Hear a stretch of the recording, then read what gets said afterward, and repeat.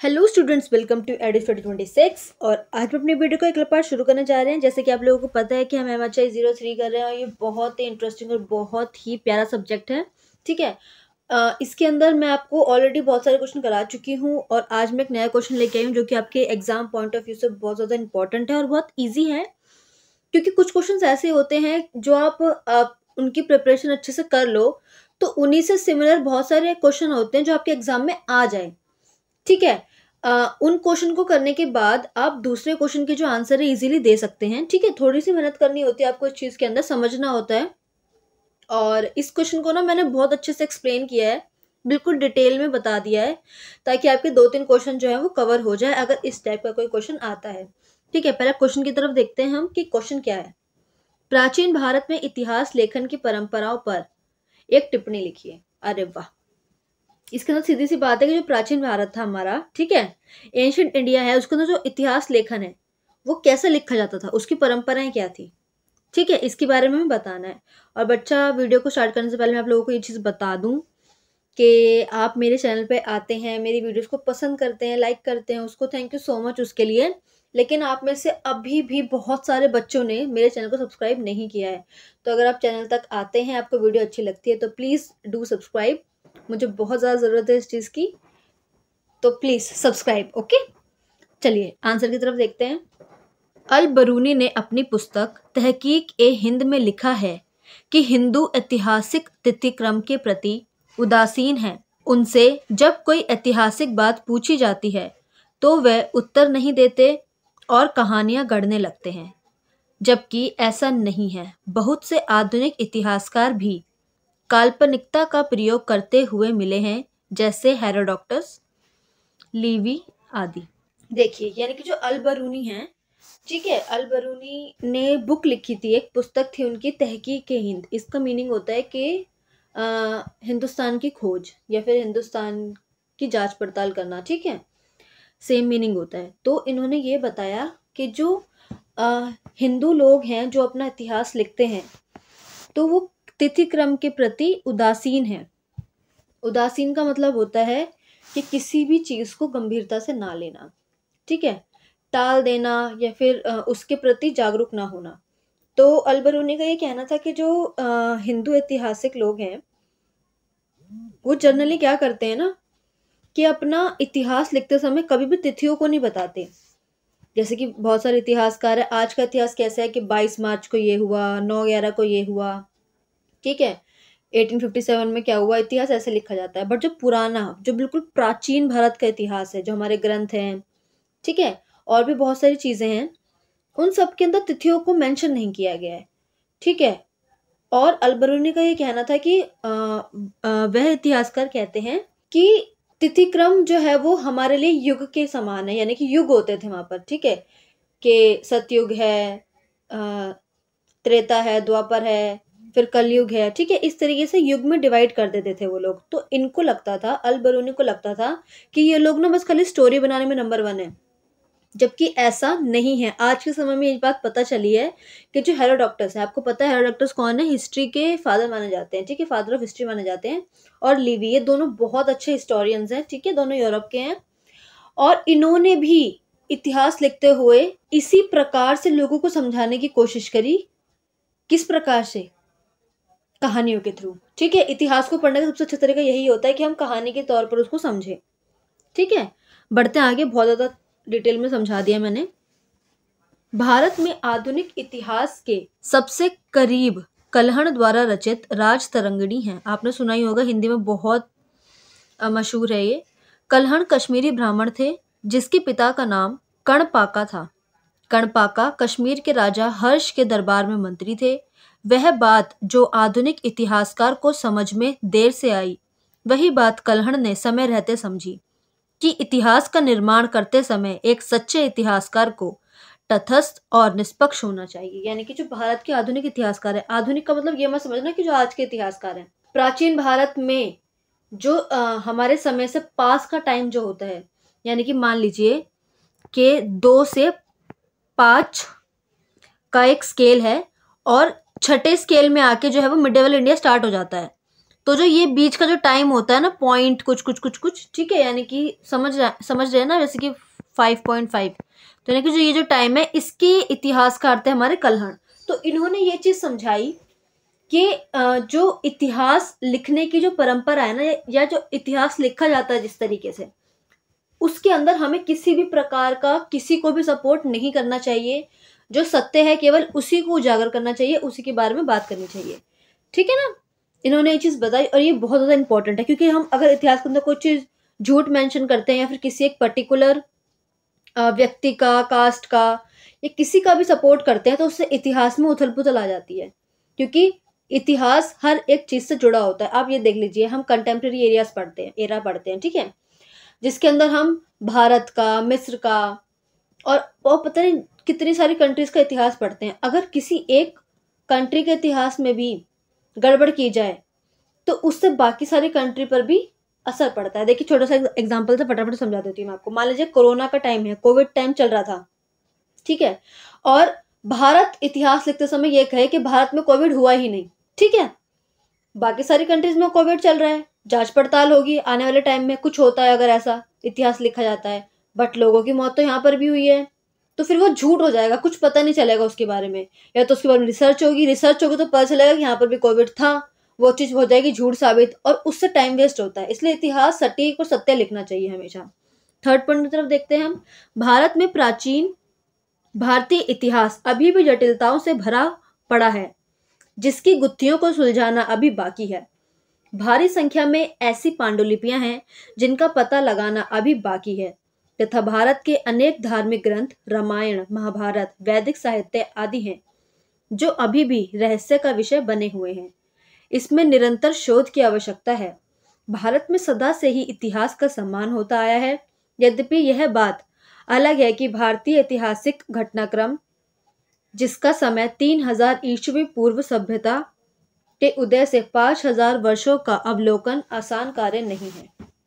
इस वाले पॉइंट के अंदर बहुत ही प्यारी बात बोली गई है कि जो भारतीय लोग हैं ना, चाहे वो किसी भी चीज से संबंधित हो, किसी भी चीज से संबंधित पुस्तक हो या इतिहास हो, उसका बहुत सम्मान करते हैं, ठीक है। आप लोगों को भी पता है कि हमारे यहाँ पर किताबों की पूजा की जाती है, ठीक है। तो इसी प्रकार से जो भारत के लोग हैं, स्टार्टिंग से वो इतिहास का भी बहुत ज्यादा सम्मान करते हैं, ठीक है। और इन्होंने इस वाले पॉइंट के अंदर एक बहुत अच्छी बात ये बताई है कि जो भारतीय इतिहास है वो अब उसको जानना भी बहुत बाकी है।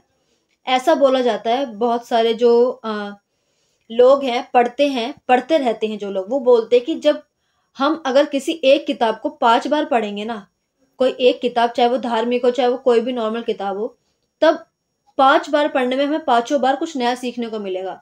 10 बार पढ़ेंगे, 10 बार कुछ नया सीखने को मिलेगा। 20 बार पढ़ेंगे, 20 बार कुछ नया सीखने को मिलेगा, ठीक है। तो हम किसी भी पुस्तक को या किसी भी क्षेत्र में कोई कार्य करते हैं तो उसके अंदर जानने के लिए बहुत सारी चीजें होती हैं, ठीक है। जैसे कि हमारा यूनिवर्स है, आपने सुना होगा यूनिवर्स के बारे में भी, कि अभी हम यूनिवर्स का मतलब कि बहुत कम पार्ट जो है वो देख पाए हैं, ढूंढ पाए हैं। अभी यूनिवर्स बहुत बड़ा है, हम हमारी कल्पना से भी परे है वो। इसी प्रकार से एजुकेशन भी होती है, शिक्षा भी होती है, जितना भी पढ़ लो चलते जाओगे चलते जाओगे। देखिए, फोर्थ पॉइंट की तरफ देखते हैं। बहुत ज्यादा समझा रही हूँ ना मैं, नॉर्मली समझाऊंगी। अब देखिए, इस लंबे समय को देखकर कई पाश्चात्य लेखकों ने भारतीय इतिहास के महत्व को घटाने का प्रयास किया है। यूरोपियों द्वारा भारतीय संस्कृति की आलोचना उनके साम्राज्यवादी विचारों से प्रेरित लगती है। उपनिवेशवादी परिवेश में स्वयं को भारतीयों से श्रेष्ठ बनाना आवश्यक था, अतः भारतीय सभ्यता और संस्कृति को हीन दृष्टि से देखा गया। भारतीय इतिहास का अध्ययन करने वालों को इसका खंडन करना चाहिए। अर्थात जो पाश्चात्य लोग हैं, यानी कि जो वेस्टर्न राइटर्स हैं और जो वेस्टर्न हिस्टोरियंस है, वो क्या करते थे ना, कि जो भारत का इतिहास है ना, उसको बहुत ज्यादा नीच मानते थे, मतलब हीन मानते थे, ठीक है। कभी इंपॉर्टेंस नहीं दी थी। अगर इंडस वैली सिविलाइजेशन को पता नहीं चलता ना, तो हम लोग तो उनके तानों से ही मर जाते।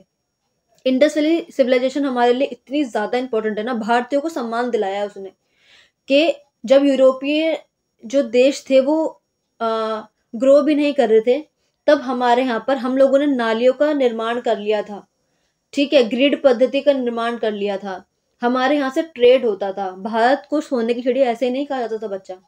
और हर कोई भारत इसीलिए नहीं आना चाहता था कि यहाँ पर खाली मसाले और सोना था। भारत हर चीज से सर्वगुण संपन्न है और सर्वश्रेष्ठ है। और ऐसा भी कहा जाता है कि 2023 चल रहा है और आने वाले 10 साल भारत के ही हैं।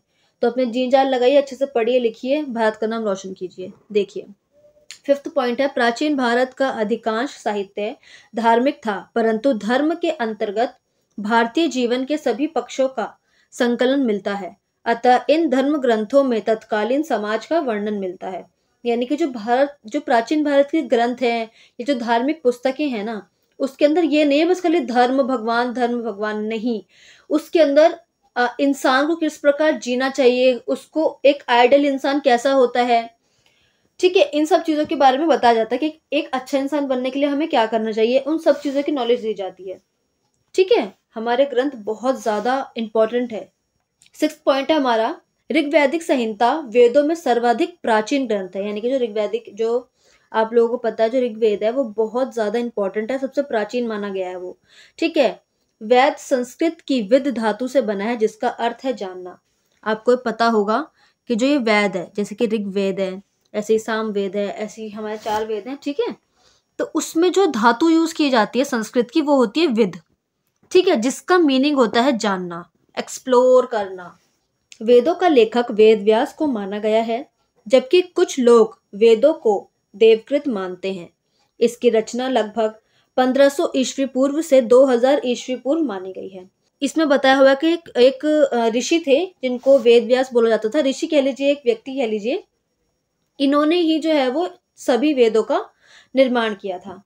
ठीक है ना। देखिए 7 पॉइंट में देखते हैं, वेदों की कुल संख्या 4 है, जिसके नाम है ऋग्वेद, सामवेद, यजुर्वेद और अथर्ववेद। ऋग्वेद में जो लेखन मिलता है वह यज्ञाओं के रूप में संकलित है। ऋषियों के मुख से निकली संस्कृत रचनाओं को यचा कहते हैं। ठीक है, यह भी माना जाता है कि स्त्रियां भी इस तरह के लेखन में सहयोग दिया करती थी। स्त्रियों के इस तरह के सहयोग को भारत में गौरव की बात कहा जाता था। बहुत सिंपल लैंग्वेज है।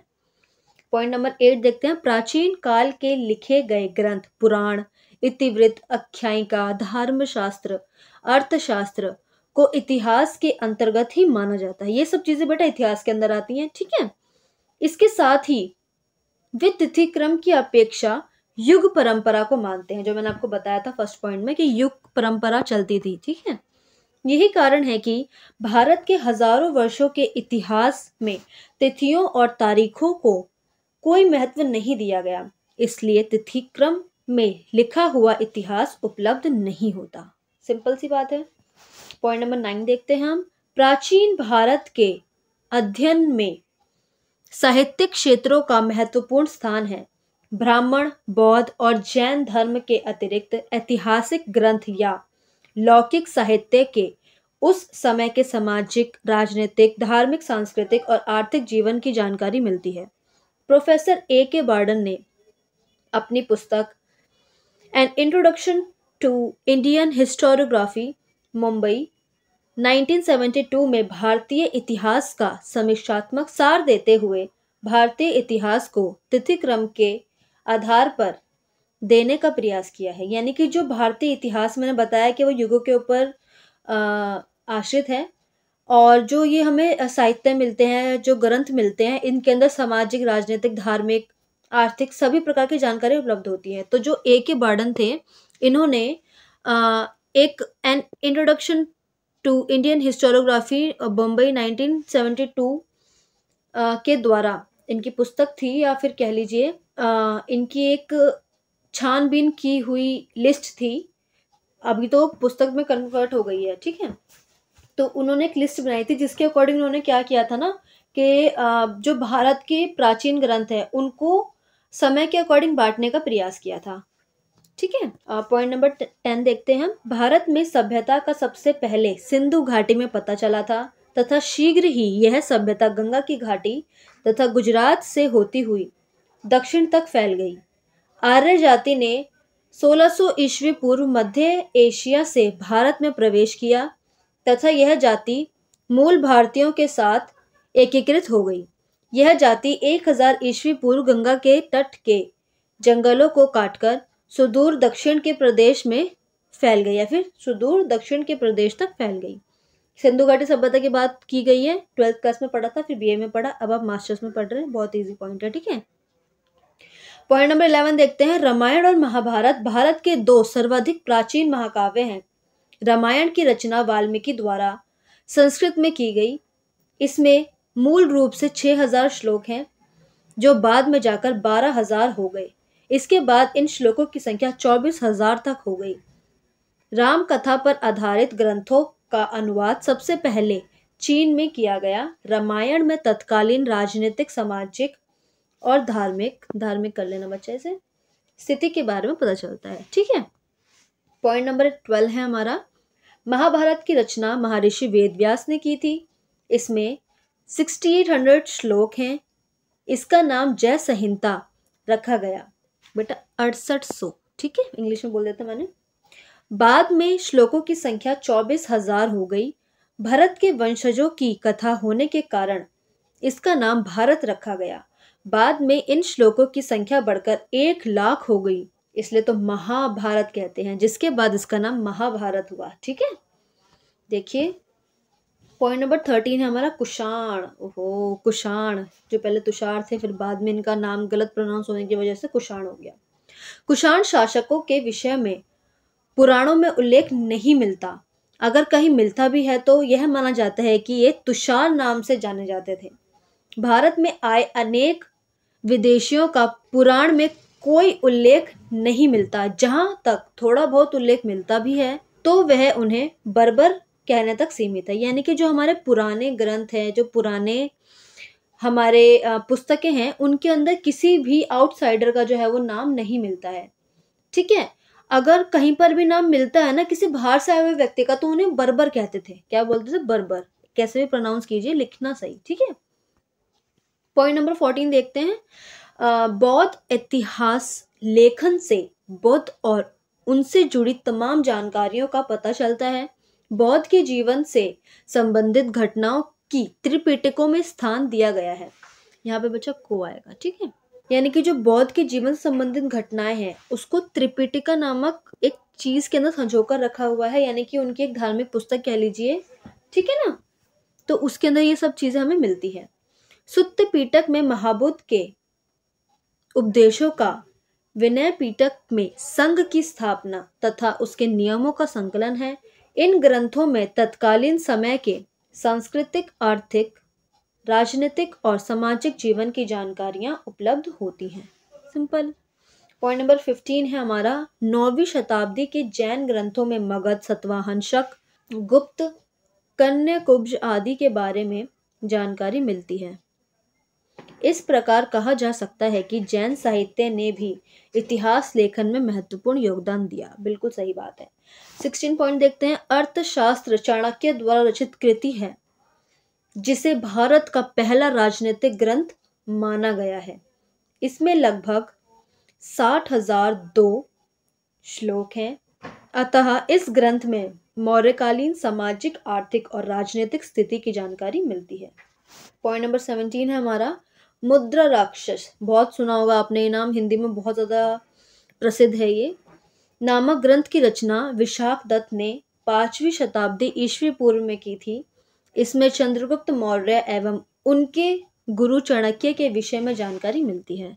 सबके नाम, सबकी चीजें याद रखिए। किसी को कुछ भूल जाते हैं तो अपने निष्कर्ष में ऐड कर सकते हैं, ठीक है।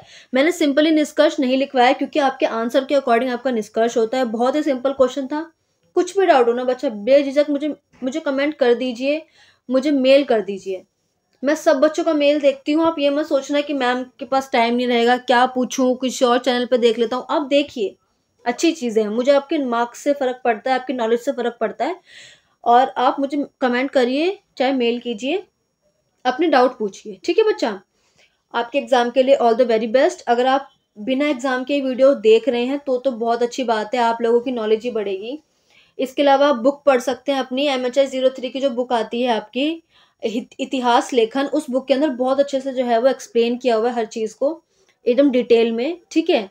और अब तो बहुत सारी कीज़ भी आने लग गई हैं जिनको सपोर्टिंग मटेरियल कह के बुलाते हैं, गाइड कहते हैं, की कहते हैं, ठीक है? इन चीज़ों का यूज़ कर सकते हैं आप पढ़ने के लिए, बस खाली आपका आंसर अच्छा होना चाहिए, ठीक है? जो फॉर्मेट है आंसर लिखने का वो आप इस तरीके से लिख सकते हैं पॉइंट वाइज़, जो आपको लगता है इंपॉर्टेंट चीज़ है उसे हाइलाइट कीजिए, अपना पेपर सुंदर कीजिए, साफ-साफ लिखिए, प्यारा-प्यारा लिखिए। और अगर आप इग्नू से कर रहे हैं अपनी मास्टर्स, तो आप लोगों को एक ही शीट मिलती है करने के लिए, ठीक है बच्चा? और आपको नीट एंड क्लीन करना होता है, मिस्टेक की कोई गुंजाइश नहीं होती। अगर आप पेज खराब करेंगे अपना तो आप लोगों को लिमिटेड पेज ही मिलते हैं, ठीक है? अपने हर आंसर के बाद 2 लाइन छोड़ के नया आंसर शुरू कीजिए, ठीक है ना? ज़रूरी नहीं है आप दोनों तरफ लाइन लगाएँ, अगर आपको आदत है तो आप पतली-पतली लाइन लगाएँ, ज़्यादा पेज का नुकसान ना कीजिए, यानी कि वेस्ट मत कीजिए पेजेज़ को, ओके? और अभी ये आंसर करते हैं ख़त्म। मिलते हैं नेक्स्ट वीडियो में। अगर आप यहाँ तक आ गए हैं तो थैंक यू सो मच। मेरे चैनल को सब्सक्राइब कर दीजिए, लाइक तो आप कर ही देते हैं, इतना सारा प्यार देते हैं उसके लिए thank you so much. Doubt लगे मेरी मेल आईडी है, मुझे मेल कर दीजिए। मिलते हैं नेक्स्ट वीडियो में।